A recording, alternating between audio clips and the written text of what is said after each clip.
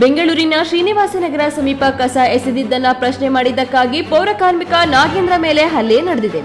ಸ್ವಚ್ಛಗೊಳಿಸಿದ್ದ ಜಾಗದಲ್ಲಿ ಒಬ್ಬ ಪುರುಷ ಮತ್ತು ಮಹಿಳೆ ಸ್ಕೂಟಿಯಲ್ಲಿ ಬಂದು ಕಸ ಎಸೆಯುವಾಗ ಕಾರ್ಮಿಕ ಪ್ರಶ್ನೆ ಮಾಡಿದ್ದಕ್ಕೆ ಅವಾಚ್ಯ ಶಬ್ದಗಳಿಂದ ನಿಂದಿಸಿ ಹೆಲ್ಮೆಟ್ನಿಂದ 3 ಬಾರಿ ಹಲ್ಲೆ ನಡೆಸಿದ್ದಾರೆ. ಪೌರ ಕಾರ್ಮಿಕ ಮೇಲೆ ಹಲ್ಲೆ ಮಾಡುವ ದೃಶ್ಯ ಸಿಸಿ ಕ್ಯಾಮೆರಾದಲ್ಲಿ ಸೆರೆಯಾಗಿದ್ದು, ಗೋವಿಂದರಾಜನಗರ ಪೊಲೀಸ್ ಠಾಣೆಯಲ್ಲಿ ಎನ್ಸಿಆರ್ ದಾಖಲಾಗಿದೆ.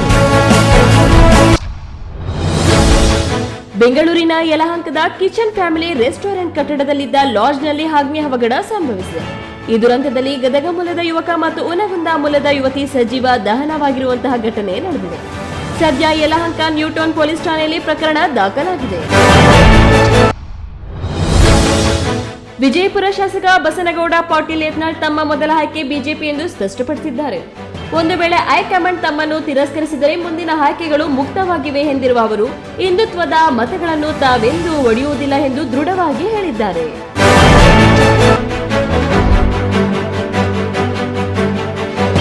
ಜಾತಿ ಗಣತಿ ಆರಂಭದಿಂದಲೂ ಒಂದಲ್ಲೊಂದು ಸಮಸ್ಯೆಗಳು ಕಂಡುಬರುತ್ತಿವೆ. ಜಾತಿ ಗಣತಿ ಮಾಡಲು ಹೋದ ಶಿಕ್ಷಕರು ಸಮಸ್ಯೆಗಳು ತಪ್ಪಿಲ್ಲ. ಇತ್ತೀಚೆಗೆ ಸಮೀಕ್ಷೆಗೆ ತೆರಳಿದ್ದ ಶಿಕ್ಷಕಿ ಮೇಲೆ 10ಕ್ಕೂ ಹೆಚ್ಚು ನಾಯಿಗಳು ದಾಳಿ ಮಾಡಿದ್ವು. ಇದೀಗ ತುಮಕೂರಿನಲ್ಲಿ ಗಣತಿಗೆ ತೆರಳಿದ್ದ ಶಿಕ್ಷಕನ ಮೇಲೆ ನಾಯಿ ದಾಳಿಗೆ ಮುಂದಾಗಿದ್ದು, ಅದರಿಂದ ತಪ್ಪಿಸಿಕೊಳ್ಳಲು ಹೋಗಿ ಬೈಕ್ ಸ್ಕಿಡ್ ಆಗಿ ಬಿದ್ದು ಕೈ ಮುರಿದಿರುವಂತಹ ಘಟನೆ ನಡೆದಿದೆ.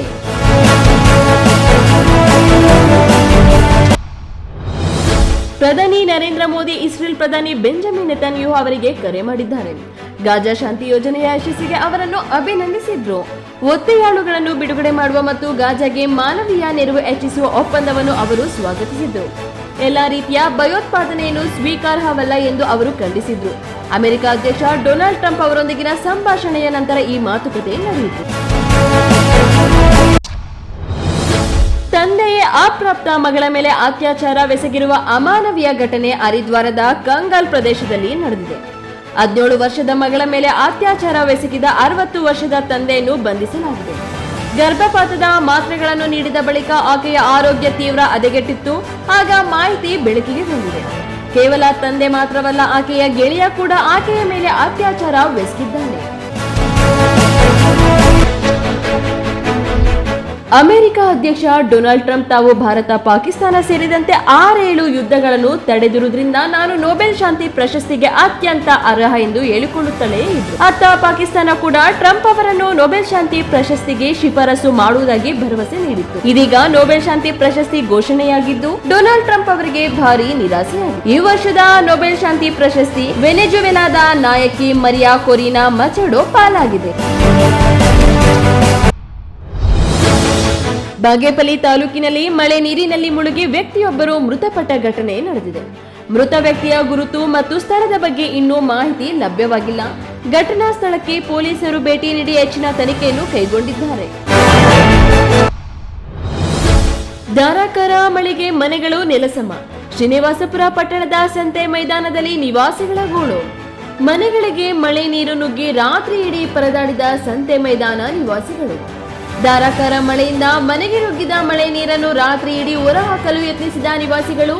3 ಮನೆಗಳು ನೆಲಸಮವಾಗಿದ್ದು, ರಾಜಕಾಲುವೆ ಒತ್ತುವರಿ ಕಾರಣವೆಂದು ತಿಳಿದು ಬಂದಿದೆ.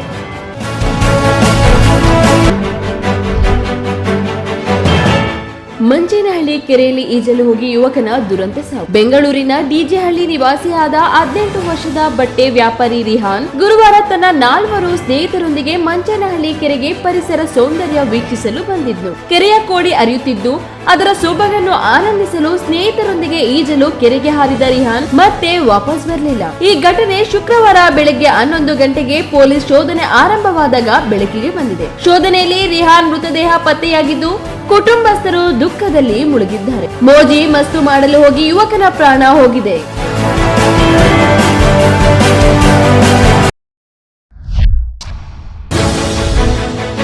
ಎಸ್ಡಿಪಿಐ ಕಾರ್ಯಕರ್ತ ಅಶ್ರಫ್ ಕಲಾಯಿ ಮತ್ತು ಇತ್ತೀಚೆಗೆ ನಡೆದ ಅಬ್ದುಲ್ ರಹಿಮಾನ್ ಕೊಲೆ ಪ್ರಕರಣದ ಪ್ರಮುಖ ಆರೋಪಿಯಾಗಿರುವ ಹಿಂದೂ ಸಂಘಟನೆ ಮುಖಂಡ ಭರತ್ ಕುಂಡೇಲು ಶುಕ್ರವಾರ ಮಂಗಳೂರು ನ್ಯಾಯಾಲಯಕ್ಕೆ ಸರೆಂಡರ್ ಆಗಿದ್ದಾರೆ. 3-4 ತಿಂಗಳು ವಿಚಾರಣೆಗೆ ಹಾಜರಾಗದೆ ಭರತ್ ಕುಂಡೇಲು ತಪ್ಪಿಸಿಕೊಂಡಿದ್ರು.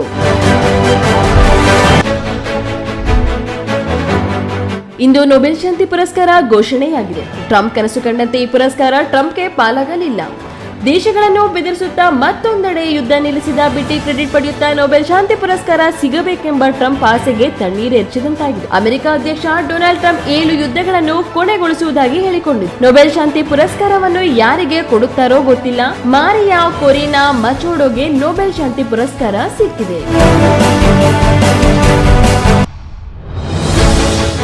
ಜಲಗಾಂವ್ ಜಿಲ್ಲೆಯ ಮುಕ್ರೈ ನಗರದ ರಾಷ್ಟ್ರೀಯ ಹೆದ್ದಾರಿಯಲ್ಲಿರುವ ಪೆಟ್ರೋಲ್ ಬಂಕ್ಗೆ ನುಗ್ಗಿದ ದರೋಡೆಕೋರರು ಸಿಬ್ಬಂದಿಗಳನ್ನು ಥಳಿಸಿ 1 ಲಕ್ಷ ರು ನಗದನ್ನು ದೋಚಿದ್ದಾರೆ. ಇದೇ ವೇಳೆ ಸಿಸಿಟಿವಿ ಸೇರಿದಂತೆ ಎಲೆಕ್ಟ್ರಾನಿಕ್ ಉಪಕರಣಗಳನ್ನು ಛಿದ್ರಗೊಳಿಸಿದ್ದಾರೆ. ಈ ಘಟನೆಯು ಗುರುವಾರ ಬೆಳಗಿನ ಜಾವ ನಡೆದಿದೆ ಎನ್ನಲಾಗಿದ್ದು, ಕುರಿತಾದ ಕಂಪ್ಲೀಟ್ ಮಾಹಿತಿ ಇಲ್ಲಿದೆ.